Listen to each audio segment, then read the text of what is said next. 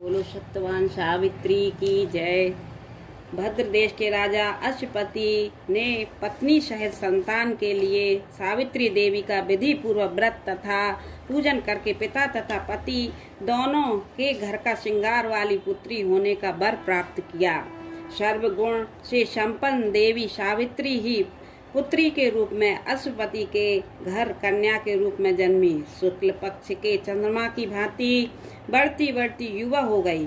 अश्वपति ने अपने मंत्री के साथ उसे अपने पति का चयन करने के लिए भेज दिया।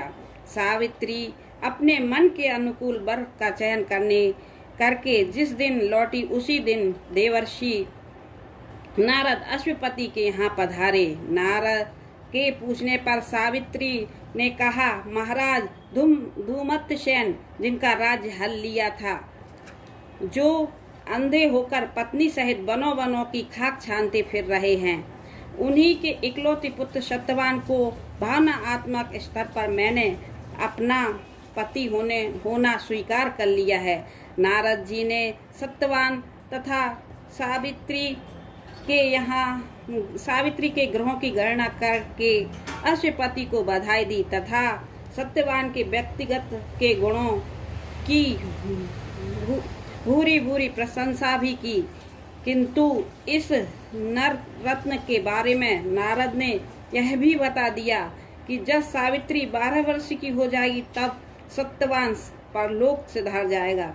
ऐसे अपशगुन की भविष्यवाणी सुनकर अश्वपति ने सावित्री से अन्य वर ढूंढने के लिए कहा, पर पतिव्रता तथा एक निष्ठा आस्था वाली सावित्री ने उत्तर दिया, पिताजी मैं आर्य कुमारी हूँ। आर्य नारियां जीवन में एक ही बार अपने पति का चयन करती हैं। मैंने सत्यवान का वरण कर लिया है।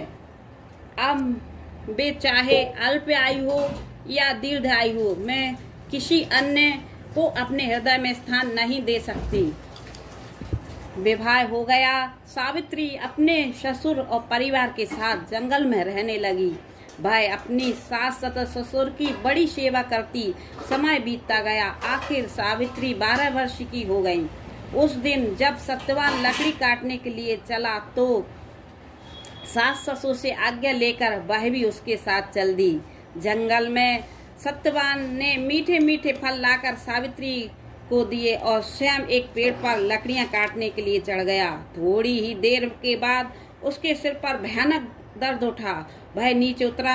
सावित्री ने उसे पास के बड़ के पेड़ के नीचे लिटाकर सिर अपनी जांघ पर रख लिया। सावित्री का हृदय कांप रहा था। देखते ही देखते यमराज ने ब्रह्म के विधान की रूपरेखा सावित्री के सामने स्पष्ट की और प्राणों को लेकर चल दिए। कहीं कहीं ऐसा भी उल्लेख मिलता है कि वट वृक्ष के नीचे लेटे हुए सत्यवान को सांप ने काट लिया था। सावित्री ने भी यमराज का पीछा करना शुरू कर लिया। पीछे आती हुई सावित्री को देखकर यमराज उसे लौटने का आदेश दिया, पर उत्तर में वह बोली, महाराज पत्नी के पत्नीत्व की सार्थकता इसी में है कि वह उसका छाया के समान अनुसरण करे। मैं ऐसा ही कर रही हूँ। मेरी मर्यादा है, इसके विरुद्ध कुछ भी बोलना आपके लिए शोभनीय नहीं है। सावित्री की धर्मनिष्ठा देखकर यमराज ने पति के प्राणों के अतिरिक्त कुछ भी वरदान के रूप में मांगने के लिए कहा। सावित्री ने यमराज से सास ससुर की आंखें खोई हुई ज्योति तथा दीर्घ मांग ली। यमराज तथास्तु कहकर आगे बढ़ गए। सावित्री फिर यमराज के पीछे होली। थोड़ी दूर जाने पर फिर यमराज ने मुड़कर देखा तो सावित्री पीछे ही आते पाया। यमराज ने उसे फिर आगे बढ़ने से रोककर विपरीत दिशा में चलने का आदेश दिया। इस पर सावित्री ने पुनः कहा है, धर्मराज पति की बिना नारी के जीवन की कोई सार्थकता नहीं है। हम पति पत्नी भिन्न भिन्न मार्ग कैसे अपना सकते हैं। जिस ओर मेरे पति जाएंगे मेरे लिए वही मार्ग सुगम है।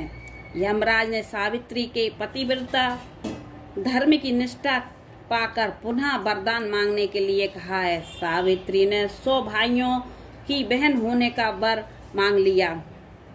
यमराज पुनः तथास्तु कहकर अपने पग बढ़ाने लगे। सावित्री अब भी उसी के पीछे चली जा रही थी। यमराज ने मुड़कर देखा तो ठिठक गए और सावित्री से विनम्र निवेदन किया, भद्रे, यदि तुम्हें मन में अब भी कोई कामना है तो कहो, जो वर मांगोगी वही मिलेगा। मुंह मांगा वर पाकर सावित्री ने कहा, जीवन दाता, यदि आप सचमुच मुझ पर प्रसन्न हैं और सच्चे हृदय से वरदान देना चाहते हैं तो मुझे 100 पुत्रों की मां बनने का वरदान दो। यमराज तथास्तु कहकर फिर आगे बढ़ गए। सावित्री अब भी यमराज के पीछे किए जा रही थी। यम ने फिर मुड़कर देखा, सावित्री से कहा, अब आगे मत बढ़ो, तुम्हें मुंह मांगा वर दे चुका हूँ, इतने पर भी पीछा क्यों कर रही हो? सावित्री ने विनम्र पूर्वक दोहराया, धर्मराज, आपने मुझे 100 पुत्रों की मां बनने का वरदान दिया है, पर क्या पति के बिना मैं संतान को जन्म दे सकती हूँ? मुझे मेरा वर मिलना चाहिए, तभी मैं आपका वर पूरा कर सकूंगी। सावित्री की धर्मनिष्ठा, ज्ञान, विवेक तथा पतिव्रता की बात जानकर यमराज ने सत्यवान को अपने पास से स्वतंत्र कर दिया। प्राण लेकर तथा यमराज का अभिवादन करके सावित्री उसी वट वृक्ष के नीचे पहुंची जहां सत्यवान के प्राण छोड़े थे। सावित्री ने प्रणाम कर वट वृक्ष को ज्यों ही परिक्रमा पूरी की, सत्यवान जीवित हो उठे। प्रसन्नता चित्त सावित्री पति सहित अपने सास ससुर के पास गई। उन्हें नेत्र ज्योति मिल गई थी। उनके मंत्री उन्हें खोज चुके थे। धूमतसेन ने पुनः राज सिंहासन संभाला।